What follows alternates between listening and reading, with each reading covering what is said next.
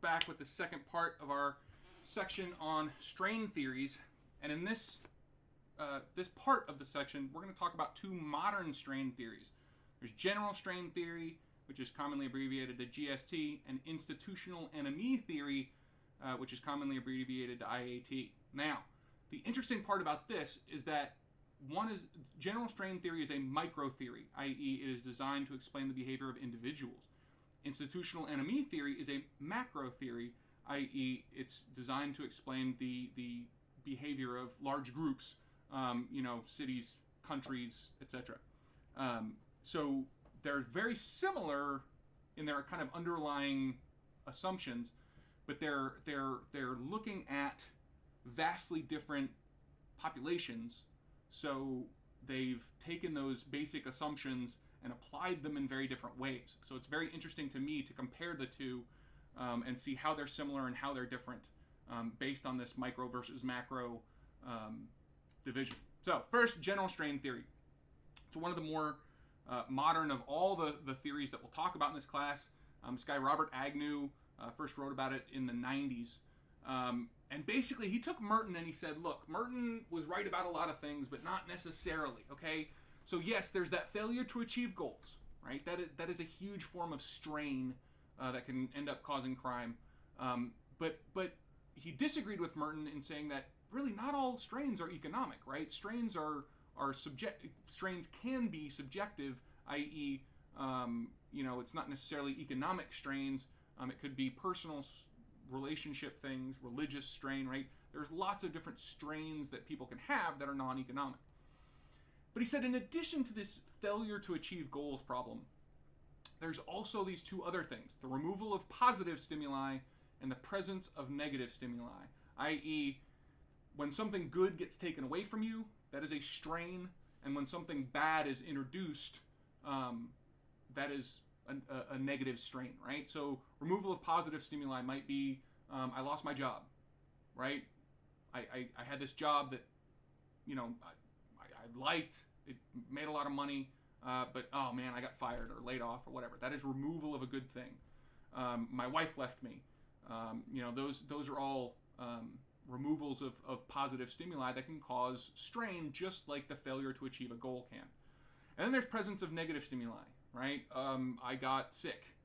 I got, somebody punched me in the face, right? I mean, there's lots of bad things that can be introduced to our life that cause these strains, in addition to just a failure to achieve economic or other kinds of goals, right?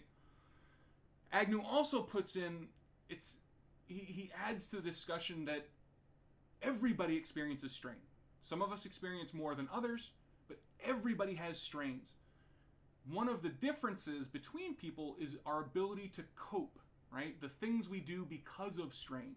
And there are lots of healthy coping strategies that I hope those of you watching this know how to use, right? So when I feel strain, I lock myself in my bedroom and I listen to music, right? That's a common teenager coping strategy when they're upset with their parents. They lock themselves in their room, they listen to loud music. Or you can hit a punching bag. You can meditate, right? There are lots of different healthy coping strategies that we all have to kind of cope with the strain in our lives. But there are lots of unhealthy coping strategies too. Things like doing drugs or becoming violent. Those aren't necessarily illegal in themselves, right? I mean, drinking a lot of alcohol is not illegal. Getting angry and violent is not necessarily illegal. But they do tend to kind of lead to illegal behaviors, right? So everybody experiences this strain. One of the real kind of tricks, one of the real important factors to think about is how people cope with those strains. How we cope will kind of determine whether we become a criminal or not, right? So, he also said not all strains are created equal. Everybody's going to experience really mild strains and everybody's going to experience really major strains in their life, a minor strain would be, I broke my toe. I mean, it's going to hurt for a little while, but it's not going to cause any permanent damage. Not that big a deal. I have a job I like, but I applied for this one that would be better, and I didn't get it. Yeah, that stinks. I didn't get the better job, but I still have this job that, is paying the bills and things like that. On the other hand, there are really major strains. Major strains, the death of a parent or a child, huge major strain. Divorce is almost always a major strain. Major permanent physical injury, major strain, right? And those have different impacts on our likelihoods to become a criminal. And it doesn't have to be an immediate thing, right? So a major strain when you're young, like the divorce of parents, can affect your behavior years or even decades later. There's also objective and subjective strain, right? So things that I might feel frustrated about, things that I might view as strains, you wouldn't view as strains, right? So, if I get really upset that, the Houston Texans, they lost that final game and now they're not going to be in the playoffs. That's a huge strain for me. I'm a big Texans fan. But to you, if you don't care about football, who cares, right? Why? That team losing has no strain on you at all, right? So that would be a subjective strain. But then there are things that everybody or close enough to everybody would agree are a strain that we can call it an objective strain, i.e. death of a child, right? Anybody, if they have a child that passes away, that is going to be a major strain in their life. So whether they're objective or subjective is important, but not as important as kind of the magnitude of the strain, right? So Agnew also said that whether strain causes criminal offending or not is dependent on a lot of things. Okay, so how we view that strain is going to determine whether it causes criminal coping or not. The things that can change about strain to make them more likely to see criminal coping is when we see things as unjust, right? So if my boss fires me, because the entire company is shutting down, or there's massive layoffs and I'm the most junior person there, like, it sucks. I'm upset that I'm losing my job, but it's not necessarily unjust, right? If my boss fires me for what I perceive to be no reason, and how dare they, and they just picked at me because they didn't like me, and blah, blah, blah, I'm going to see that as a much more unjust strain than if I had been, normally laid off and then, along with 5,000 other people. So if that strain is viewed by the person experiencing it as unjust, more likely to have a criminal coping mechanism, like, embezzling money as I leave the business. It's also more likely to get criminal coping if it's of high magnitude, i.e. a larger strain, right? So breaking my toe, not that big a deal. Somebody murdering my brother, major strain, and I might go out and murder him back, Also, if it's associated with low social control, right? So if there's some kind of, if the I believe the police should help me with my strain, but they don't, or there's nothing that anybody else in society can do about helping me with this strain, that's more likely to create a criminal response. And then finally, if the nature of the strain itself provides some kind of incentive towards criminal coping, i.e. I'm at a bar and somebody punches me in the face, right? That kind of strain creates pressure or incentive towards criminal coping in that I'm going to punch him back, especially if I've been drinking, right? Or if I'm the IT guy at a bank and they fire me for what I believe is unjust, there's an incentive towards criminal coping there in that I can totally mess up their computer systems on my way out, right? Things like that. Now, institutional anomie theory And remember, instead of talking about individuals now, we're talking about groups, i.e., cities, states, countries, large groups of people. Okay, we've heard that word anomie before when we were talking about Durkheim earlier in this section. Basically, what institutional anomie theory, which is a much more kind of modern synthesis of anomie and strain and all these things, it comes in and it says, look, we have lots of different institutions in our society, right? There's the economic institutions, right? Businesses, the stock market, things like that. There's the political institutions, everything from the city council up to the president or Congress, right? Or the king if you're in certain kingdom or certain countries. There's family institutions, right? There's how close are our families? How much time are we able to spend with our families? Not necessarily do I have two parents in my household, but also things like, do I have cousins I get to spend time with? Do I have, the ability to do I have time in my day to see and talk to my family? Things like that.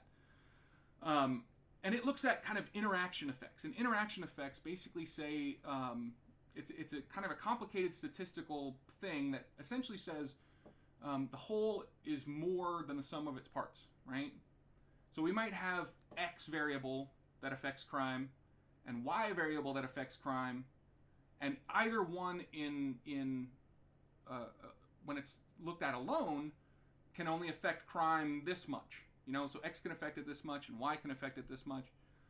But when we have both, when we put high levels of X and high levels of Y together, it affects it more than the sum of what either one did individually, right?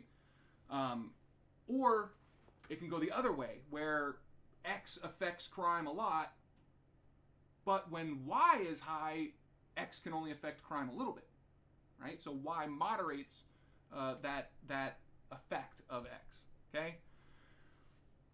And essentially what institutional anomie theory says is that when economic, political, family, religious, when all these institutions are in relative balance, no one is much more powerful than the other, where one of them's not rapidly changing, either growing or shrinking in power compared to each other, you get very little crime. But when they're changing a lot and one is much more powerful or much less powerful than the others, it puts us in this anomic state, the state of normlessness, and that's when we get kind of crime, right? So when you're talking about family power, or the power of families, we can look at things like childcare, right? If parents have the ability to get this childcare in their lives so that they can both work, so they can earn enough money and their economic situation doesn't get out of whack, then they both have time to kind of, come home at 5 p.m. and pick up their kids and eat dinner together and all those things. If that childcare is there, especially if it's provided by the government to everybody, that means the family the family institution is kind of safe, or it's not underpowered compared to the economic or political situation or institution.